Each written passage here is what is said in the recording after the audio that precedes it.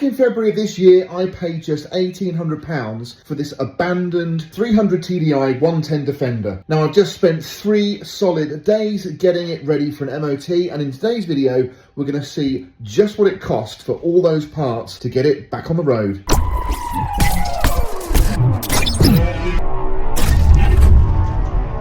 So I think this is actually the first time I will have seen underneath on a ramp, because before that it's just been crawling underneath. So I'm worried, if I'm honest. It's going to be pretty hideous.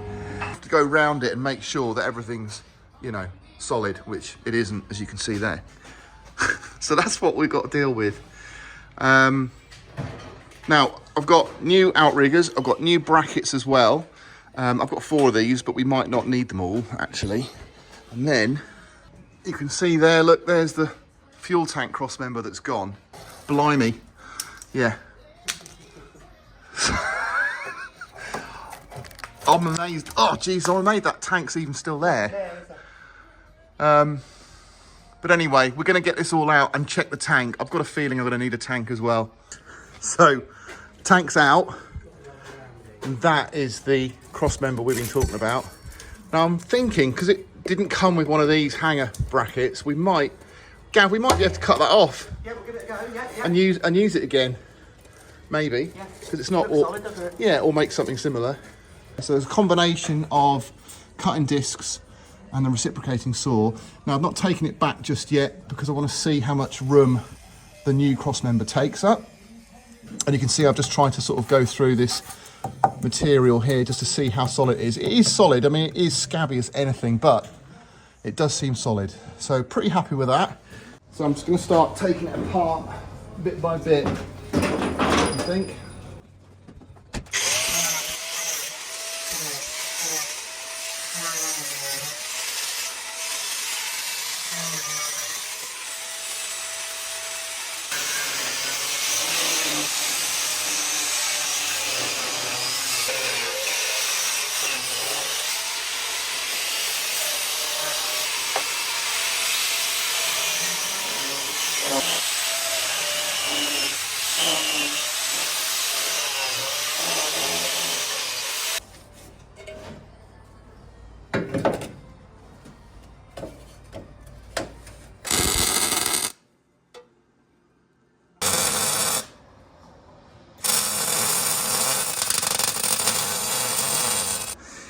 Okay, so we have got the cross member in now, the brackets welded on. We offered up the cradle, let's get that wide. We offered up the cradle first to make sure that was in the right place.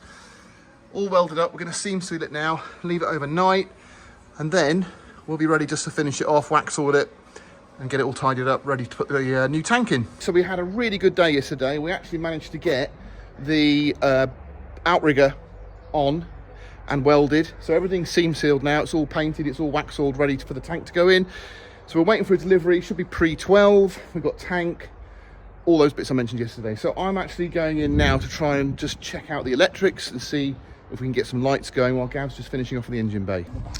Right, Gav's done all the oils now. So we've got diffs, we've got transfer box, gearbox, engine, all being done. I'll be messing about with the electrics. So everything works, and I mean everything apart from the tail lights and the headlights, and we think it's the switch. Gav's busy doing the swivels on the front. We're just having a little look. Where's that thing? So on the drive shaft here, you can see they're starting to point up and they're not very good, so we're going to put some new ones of those on as well. Look what arrived right on time, 11:45, so we've got a pre-12 delivery, which is amazing. And this should be all the bits we need to get the job done, apart from the bits that I've got ordered today. But it's all here. Right, we have got our new tank as promised. As I said before, came before 12, which is awesome. We've got the new pickup, which is there. We blanked off this one as before. Our sender unit actually had a pipe coming out of here. I don't know why, but I blanked that off as well because we didn't have one on our original. But she's all put together. We don't have time to paint, but what I'm going to do is once it's in, I'm going to put wax oil all on the top of here with my little sort of feeder hose. So that'll all be protected. It's been a long day, if I'm honest. We haven't got as much done as yesterday, but I think we just had loads of little obstacles which were a little bit tricky. But you can see behind me the tank is on. To be honest, it was a bit difficult to get on, but there is a technique. So we put the tank on first and then the cradle afterwards, because if you try and do both, there's just too many rubber washers and all this sort of thing. So that's how we've got it set up. Rubber under the bracket, then the tank, rubber under the tank, then the cradle.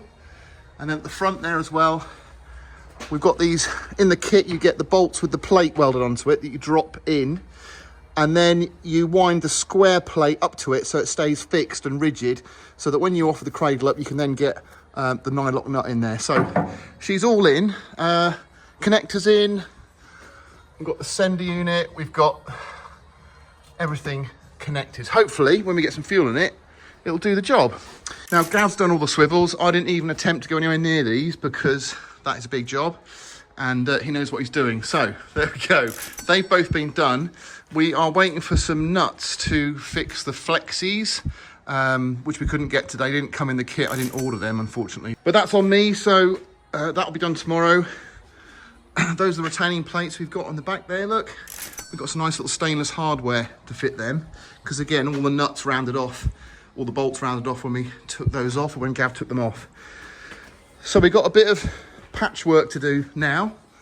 I've made a start on this outrigger, and I'm going to go at it a little bit more now and try and cut the meat out of it. So we're just going to reposition the ramp so I can do this bit here, get that all exposed, plated, and then we'll get the new one on there. We've still got the outrigger to go in tomorrow. I'm just having to trim some little bit more meat away there to get that in, but that'll be done first thing in the morning. So yeah, welding hopefully be finished early in the morning. That'll leave us time to do all the little bits and pieces to get her running. I'm feeling confident today. We've got a lot to do. It's going to be a big day, but yeah, I'm pretty sure we're going to get stuck in and we're going to get it to the MOT station. Whether it'll pass or not, don't know, but the welding's good. We know that. It's just going to be a bugger to get these lights going. I've just got to finish trimming off some of the area for that front bulkhead outrigger to fit in nicely. Then that'll be welded in. That's the last piece to be welded in. Props got to go on, brakes got to be finished, and then we can drop it down and start doing the incidentals. Right, we've now got a couple more bits to weld, but the outrigger's in, really pleased with that. That's gone on a treat. So I've just put some seam sealer on there, and then we're going to get it painted up. Now the thing I like about this particular model, I don't know if they're all like this, but this outrigger, it's got a solid plate at the back of it. Now I don't think they used to have that. I used to think they used to have sort of like some wings either side that you'd weld onto the chassis. Now obviously there's a good chance, like ours, there's a big hole at the back there, so you are basically welding on a repair plate as well as the new crossmember. Oh yeah, nice and shiny. And why did we replace that? I forget now, was it because it was bent, wasn't it? Bent, yeah. Yeah. Oh yeah. You see that end down there? Yep.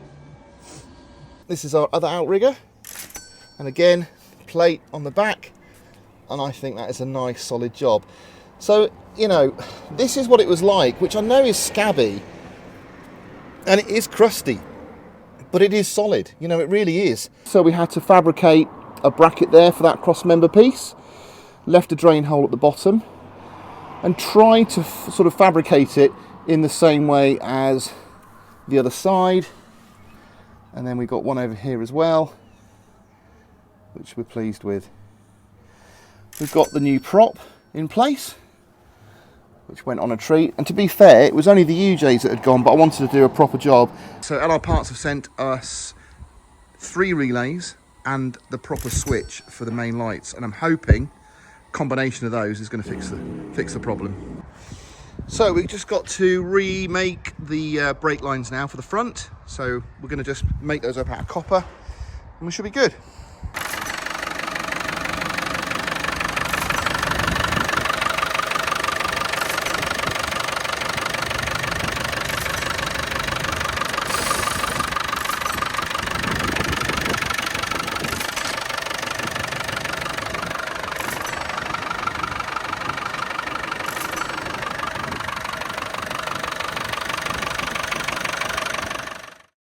Well guys, we are not at the workshop anymore, and that can only mean one thing. That's right, we did in fact get an MOT. It was super close. I got to the MOT station about 10 minutes late because I could not get that door to sort of work correctly. I could open it sort of with a fashion, but I had to space out the striker.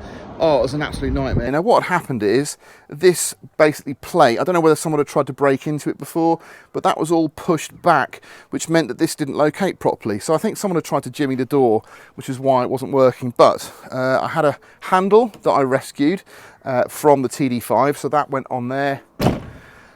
And I basically just put my knee on the door and bent it in half so it would fit properly, because obviously someone had basically pulled the top out to try and get in. But now it's all good, and both doors work, both doors lock. Yeah, it's a running and driving.